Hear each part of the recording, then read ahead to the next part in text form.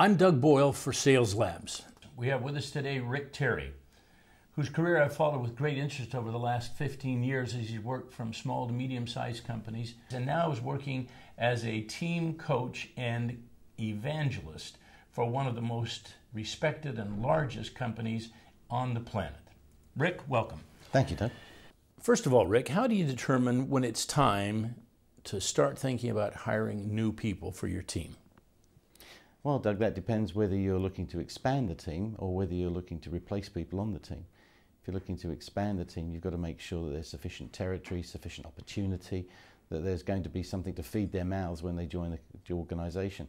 If you're looking to replace people on the team, then you've got, again, two choices. Are you bringing people in to replace them and then managing people out of the business thereafter, which can cause an interesting team dynamic? Or are you looking to manage people out of the business and then hire to replace them? And that can obviously give you a skills gap if you're not careful. Is the 80-20 rule still in effect today in the sales environment that you work in?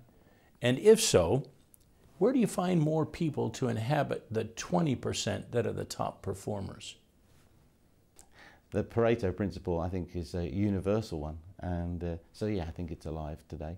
I think the challenge that you have is to find who are the best 20%. And bear in mind that the very best quite often will want to go somewhere else if opportunity dries up in your particular market or segment, or that your competitors want to poach them, or maybe even they've been so successful they want a change of lifestyle. So under those circumstances, you shouldn't just concentrate on hiring into that 20%, but how can you take the 80% and turn them into somebody that's of the caliber of the 20% to replace the people at that level?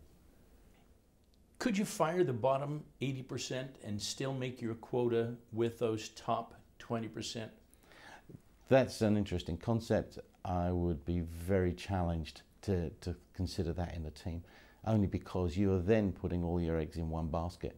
And if that 20% for whatever reason doesn't perform or leaves, then you're left with nothing, no pool of talent to dip into, and no way of being able to recover your position. I think that would be a very risky strategy.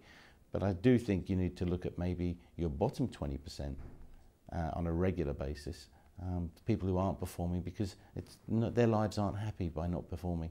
You need to help them go and find something else to do.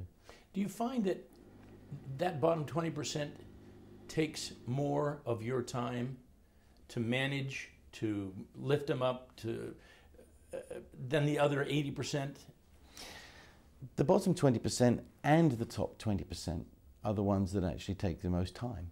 The bottom 20% because you want to be coaching them or managing them out of the business, and the top 20% because you want to be retaining them, but also because they tend to be the people who need a few extra strokes. They're prima donnas, and you want to make sure that you're keeping them on the team because you want them to continue to be successful.